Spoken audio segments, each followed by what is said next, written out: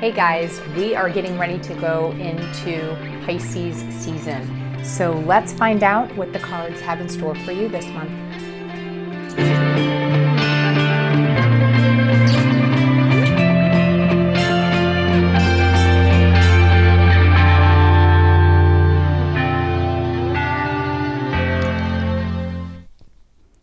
Hello and welcome back to my channel. If you haven't met me yet, I am Leesa. I'm a certified tarot consultant whose goal is to help you leverage the power of the tarot and help you gain insights. And on this channel, I do pick a card readings, I do month ahead readings, guided meditations, and every season I do a Tarotscope reading, and that is what we're going to focus on today for the month of Pisces. So if you are new here, go ahead, hit that like button and hit the subscribe so that you will not miss this next month. Grab your tarot diaries if you have one, because that will really allow you to see kind of some themes and how things are pulling throughout the month, and of course help remind you what you are seeing from today's reading. If you have never seen one of my Tarotscope readings before, guys, I did an introductory video. It's not very long, but I will go ahead and link that. So take a look if you haven't seen it. That's going to help today's reading make a whole lot more sense. So I would go ahead and jump over to that. Otherwise, we will go ahead and just get started. So I have two parts to this video. In the first, three parts really. In the first, we are going to talk a little bit about what we will see in Pisces season, and then after that I will go ahead and move to the actual Tarotscope section where I will draw a card for each of the signs in the zodiac, and you can follow along with your sun, moon, and rising sign, or any other sign that you are really focusing on. And then towards the end of the video, I do have a final oracle reading that I will be doing for us today, and so that will be at the end. So I would strongly suggest that you follow your sun, moon, or rising, all three of those, and combine it to get your Tarotscope reading just for you for this season of Pisces. So let's go ahead, let's talk about Pisces. If we look at the wheel, I guess the zodiacal wheel of the year, Pisces is the very last sign that we have before we get into Aries. It is a mutable water sign. So it's also ruled by Jupiter in classic astrology, or Neptune if you follow modern astrology. So what does that all mean? Well, when we think about mutable, we think about changeable and shifting, and we think about water. Water tends to be something that's very emotional or spiritual, something where we definitely see a lot of connections. But if you think about water, water needs to be in something. So if you have mutable water, water without a container, it can spill all over the place and kind of be all over the place, or even evaporate. That's another way that we can kind of see that. And I love that idea of evaporation with the concept of Jupiter, because it's that idea about getting kind of bigger and expanding. Jupiter's all about that. But what we tend to see during the season of Pisces, guys, is this sometimes a lack of focus. We can see that, but there's sort of a dreaminess to this season. Sometimes we see a lot of intuition here, empathy, focusing with other people. Yeah, look at that, 3 of Cups just kind of fell out there. Sometimes we can, to be fair, sometimes this can be a bit of a lazy time of the year, a lack of direction.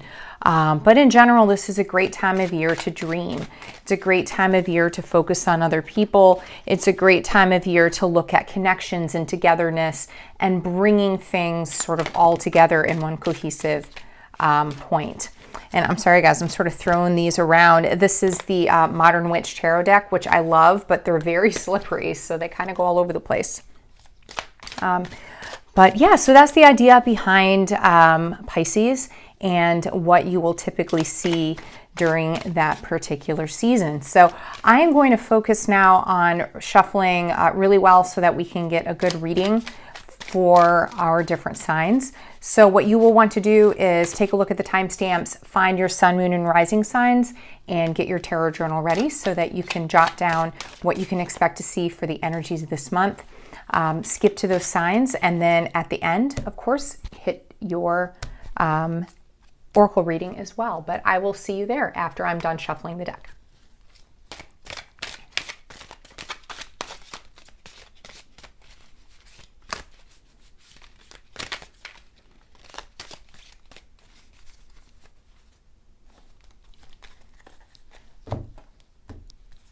Okay, so I am going to go ahead and start with Aries. Aries, let's see what we have for you this month. And we are starting out with the Knight of Wands, the Knight of Wands. So Aries, I mean, if there was a card in the deck that I think would speak to Aries, I would definitely think of the Knight of Wands. So I would say for you, Pisces season, pushing through a season that's a lot about kind of water and, mutability and sort of emotional stuff. I think for you, the idea here is kind of, be prepared and charge ahead. Be prepared to move ahead and move forward. Be prepared to sort of leap ahead. And you can see that, this horse is definitely ready to move forward. So, whatever your passions are, your plans are, your projects are, see this as a launching off point for that this particular month. Of course, whether this is your sun, moon, or rising will give you an indication on kind of what area of your life we're looking at. But think about this time period as a time for you really to charge forward. All right. Moving to Taurus. Taurus, what do we have for you? And let me see here. We have the Eight of Swords. So Taurus, Eight of Swords for you.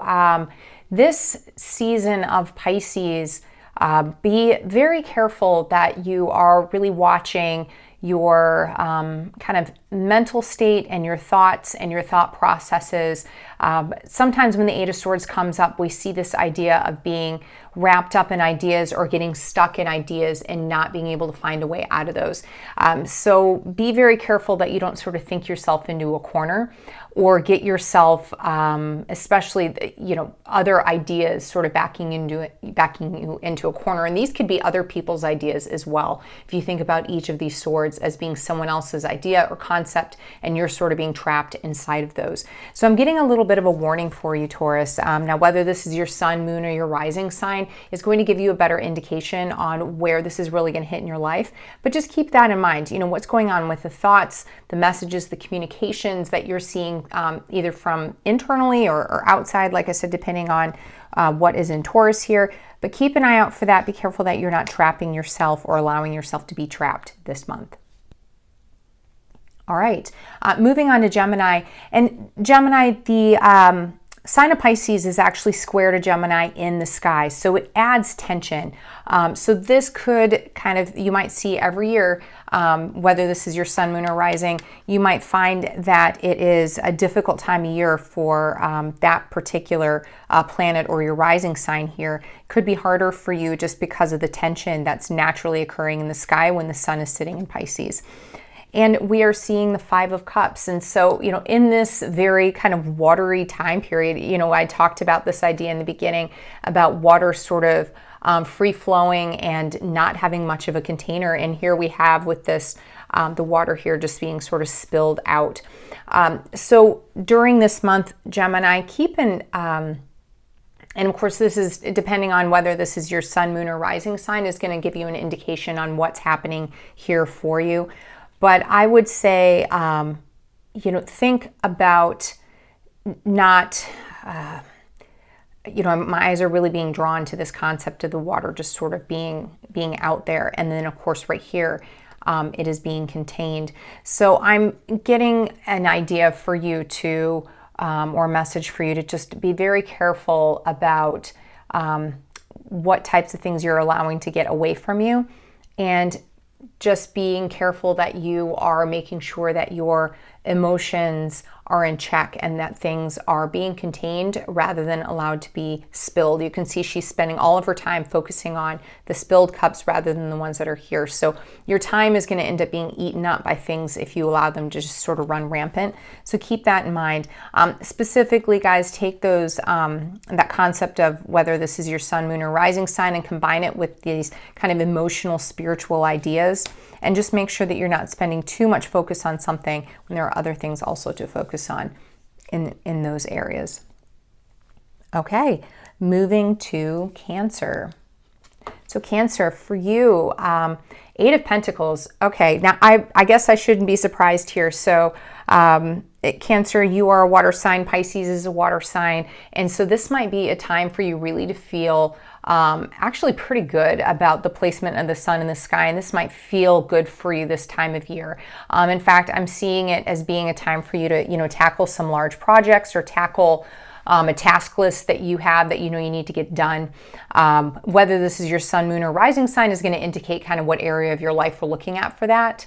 But this is definitely a time for you really to get to work and really get to some of those things that maybe you've been putting off, or things that you feel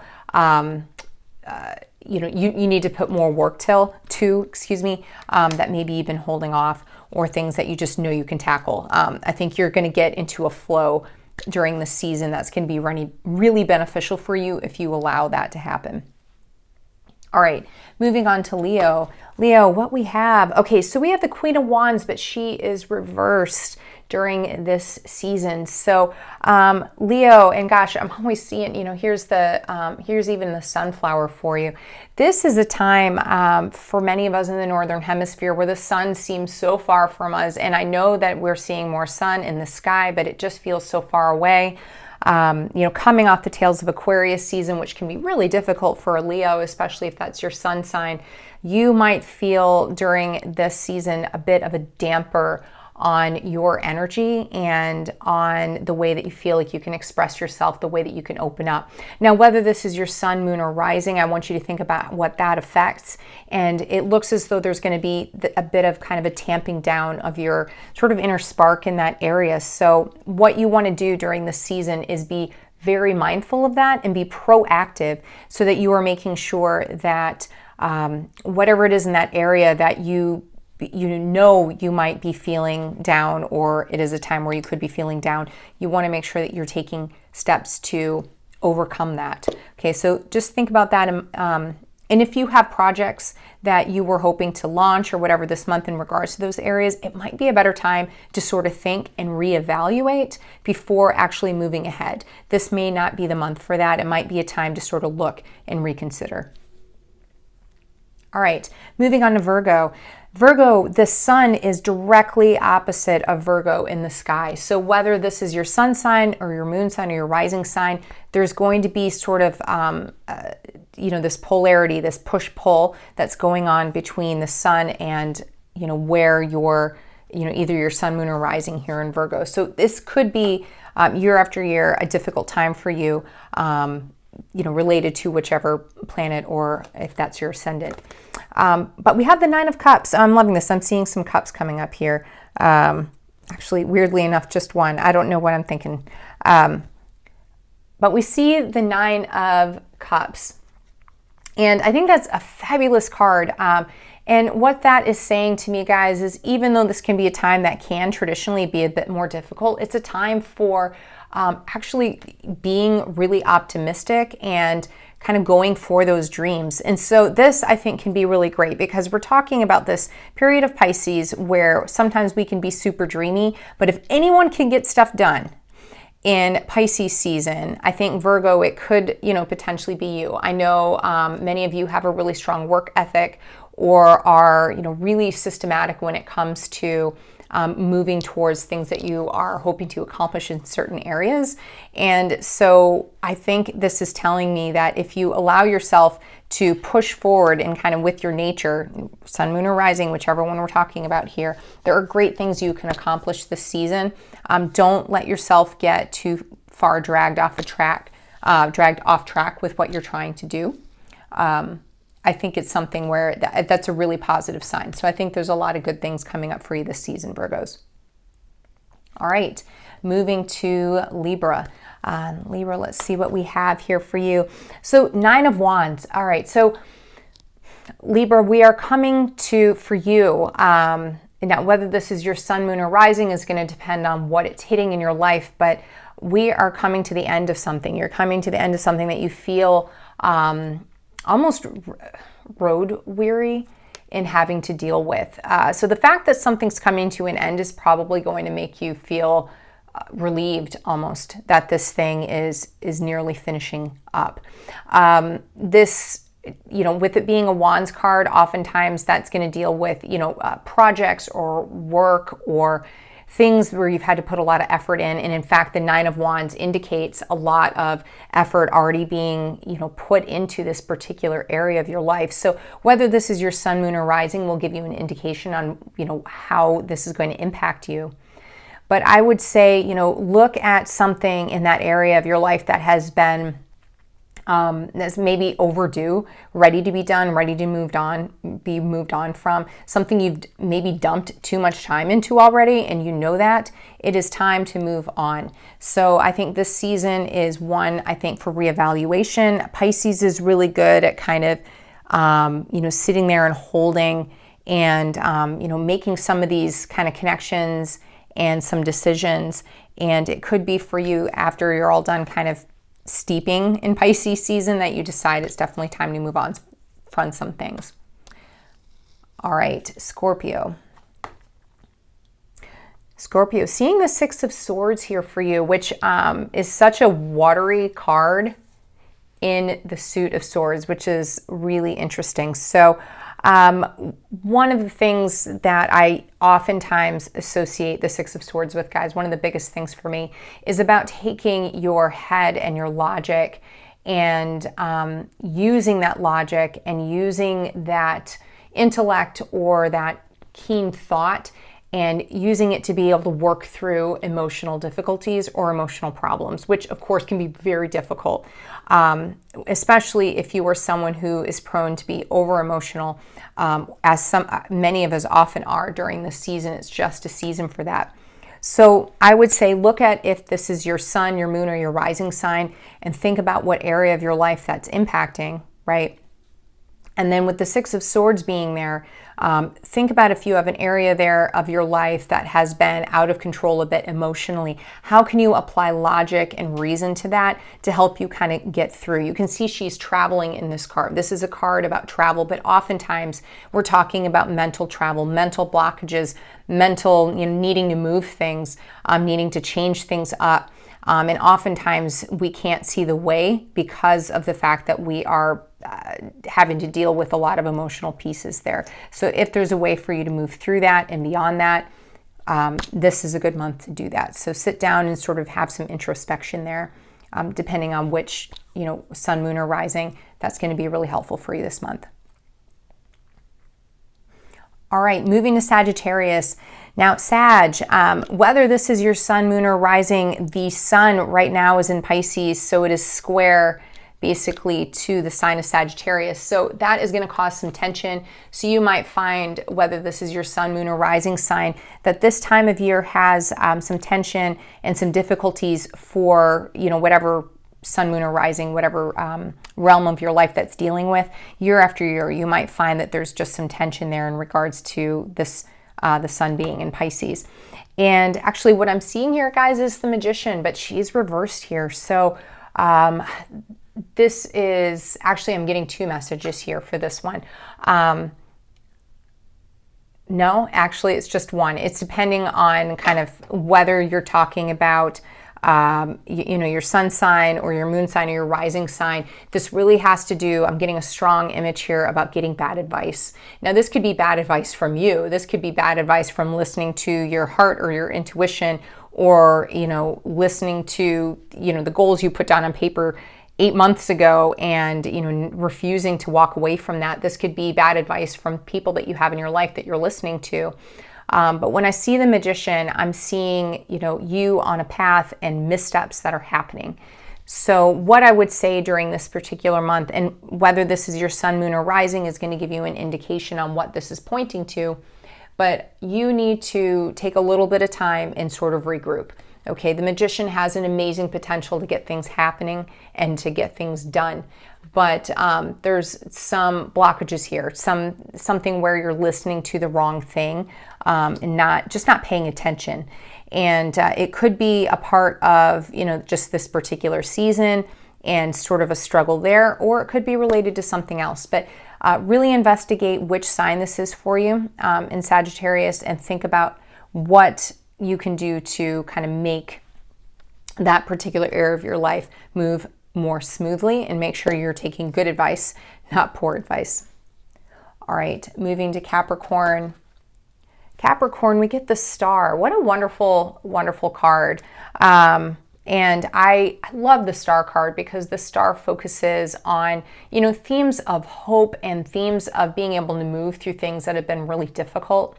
There's a lot of water here too. I'm seeing a number of cards that are not cups cards, but that deal with water in many different ways. And that's interesting, I think, being in such a watery time of the year with Pisces here.